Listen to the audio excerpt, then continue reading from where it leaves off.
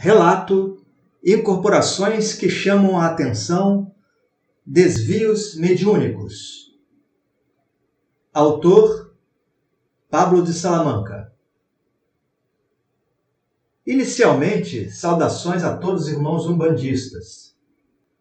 Hoje será abordado um tema um pouco controverso, mas muito importante, que trata sobre determinadas incorporações no ambiente da Umbanda.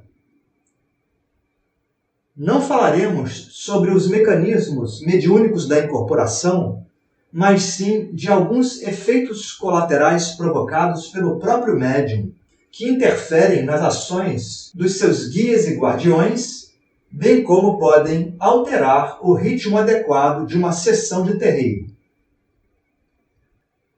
Esses efeitos colaterais, promovidos pelo médium, são basicamente devidos a duas categorias ou tipos: motivos inconscientes, ou seja, o que está no seu campo psíquico, mas o indivíduo não percebe, e motivos conscientes, isto é, que a pessoa sabe e pertence à sua personalidade do dia a dia. Para facilitar o entendimento, daremos exemplos práticos de nossa vivência nos centros espiritualistas. Antes, é fundamental assinalar que não apontaremos como desvios mediúnicos o brado de um caboclo, a gargalhada de um Exu ou o choro de um Ibeji. Estas são manifestações legítimas dentro da ambientação umbandista. Bem, vamos aos exemplos práticos, a começar por mim, quando eu era muito jovem e estava bem no início do desenvolvimento mediúnico. Naquele terreiro, por volta de 1993, aconteciam as primeiras incorporações das entidades que me preparavam. Ali sempre havia uma roda de médiuns, dentro da qual ocorriam as manifestações na parte inicial da sessão. Aqueles que tinham experiência ficavam mediunizados naquele setor do terreiro, não indo além. Entretanto, quando uma entidade me influenciava e eu entrava em transe semiconsciente, eu não me mantinha na roda de médiuns. Era comum eu acabar por me deslocar até um setor mais à frente, entre os consulentes que aguardavam a consulta ou passe. Então eu pergunto, por que isto acontecia? Seria porque eu era jovem e os demais médiuns, todos senhoras de meia idade ou já idosas, não tinham condições para isso? A resposta é simplesmente não. Na verdade, eu estava em desequilíbrio e já explico. Eu era muito tímido e, dentro do processo incorporativo, se afrouxavam meus mecanismos internos de autorrepressão. Assim, eu acabava indo além das normas daquela casa, me arriscando a absorver cargas negativas fora da roda de médiuns, estabelecida corretamente para os trabalhos. Em outras palavras, eu estava permitindo um desvio mediúnico sem que eu percebesse, ou seja, eu agia perturbando o ritmo normal da sessão, não propositalmente, inconsciente do meu erro. Contudo, não demorou muito e percebi a minha inadequação, e assim este aspecto dos meus transes semiconscientes foi corrigido. Para isso, fundamental é que o médium tenha autocrítica e entenda que está atuando dentro de uma coletividade, precisando seguir as normas da casa em respeito fundamental aos dirigentes do centro. Na sequência, vou contar sobre um desvio mediúnico realizado por uma antiga conhecida chamada Madalena. Ela, devido à sua personalidade muito expansiva, acabava por influenciar na manifestação de suas entidades, passando à frente delas.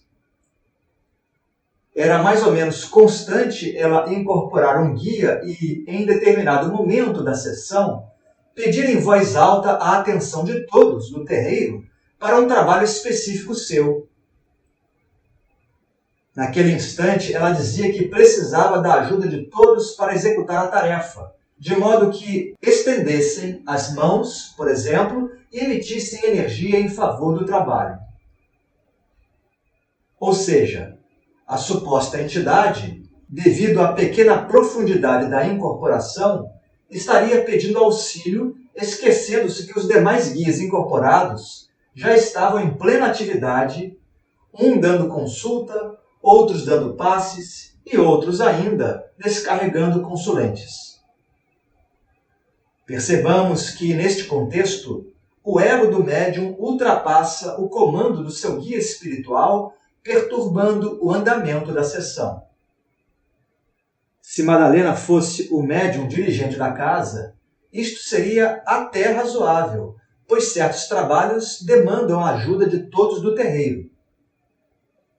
Entretanto, Madalena não estava nessa posição de comando. Notei esse tipo de atuação de Madalena em 2 centros diferentes que ela frequentou e eu também. Além disso, o próprio filho sanguíneo de Madalena me contou, em certa oportunidade, um tanto constrangido, que isto se repetia onde quer que a médium fosse. Em outras palavras, era um erro sistemático da pessoa que não tinha autocrítica suficiente para entender e se negava a amadurecer, pois já era médium atuante há mais de 10 anos à época. Neste contexto, Madalena ficou mal vista por onde passava. Recebia críticas e não se firmava como médium nas casas que lhe abriam as portas. Finalizando este relato, comento sobre um terceiro tipo de desvio mediúnico, que é sobre a incorporação de quiumbas ou de espíritos sofredores em centros umbandistas. Tanto a primeira classe de entidades como a segunda precisam ser controladas pelo médium incorporante. Não se deve permitir uma grande profundidade ou acoplamento bioenergético, sobretudo quanto aos chamados quiumbas, que desejam conscientemente fazer o mal. Vou exemplificar com um caso que presenciei num determinado terreiro ainda na década de 90. Naquele dia, a médium Martina tinha acabado de receber um espírito revoltado. Ele gritava e provocava sofrimento na própria médium, que se debatia a esmo, de pé. Foi preciso 2 homens fortes, cada um segurando um braço da médium, e mais 2 mulheres que travaram suas pernas. Ou seja, tivemos ali uma espécie de luta corporal para conter a manifestação daquela entidade. 4 médiuns da casa participaram do embate, enquanto a dirigente da casa, com o seu guia, conseguiu retirar o quiumba, que foi levado pelos trabalhadores espirituais do centro. Portanto, Martina jamais deveria ter aceitado ficar sob aquela influência, dando-lhe passagem, ainda mais deixando a incorporação aprofundar. Ela era uma médium nova à época e creio que deva ter aprendido com este episódio. Bem, hoje vou ficando por aqui e mais à frente tornarei a falar sobre erros ou desvios mediúnicos no meio umbandista. Salve Umbanda, axé a todos!